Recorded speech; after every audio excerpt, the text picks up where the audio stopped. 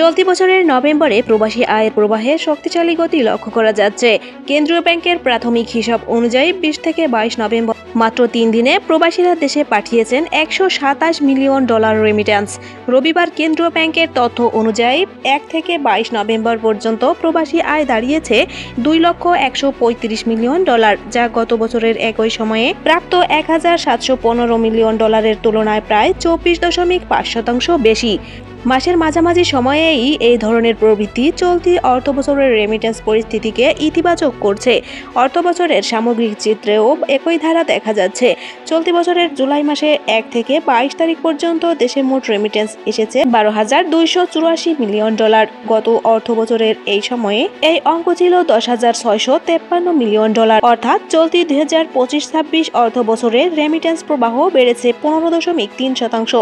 বিশ্লেষকদের মতে বৈধ চ্যানেলের রেমিটেন্স পাঠাতে ব্যাংক ও মানি এক্সচেঞ্জগুলোর প্রণোদনা, হুন্ডি দমনে কঠোর নজরদারি এবং ডলারের তুলনায় টাকার মূল্যায়ন স্থিতিশীল হওয়া প্রবাসী আয়ে ইতিবাচক প্রভাব ফেলছে। নভেম্বরের শেষ সপ্তাহে এই ধারা অব্যাহত থাকলে মাস শেষে রেমিটেন্স প্রবাহ আরও ঊর্ধ্বমুখী হবে বলে তারা মনে করছেন। রেমিটেন্সের এই গতি বৈদেশিক মুদ্রার রিজার্ভ ও সামষ্টিক অর্থনীতির উপর চাপ কমাতে সহায়ক হবে বলেও অর্থনীতিবিদরা মূল্যায়ন করছেন। তবে তারা সতর্ক করে জানান, দীর্ঘমেয়াদী স্থিতিশীল নিশ্চিত করতে প্রবাসী শ্রমবাজার সম্প্রসারণ, দক্ষ জনশক্তি, রপ্তানি এবং ব্যাংকিং চ্যানেলে লেনদেন সুবিধা আরও সহজ করা প্রয়োজন। অনুরোধ থাকবে চ্যানেলটি সাবস্ক্রাইব করে বেল আইকনে ক্লিক করুন এবং মতামত কমেন্টে জানান। আল্লাহ হাফেজ।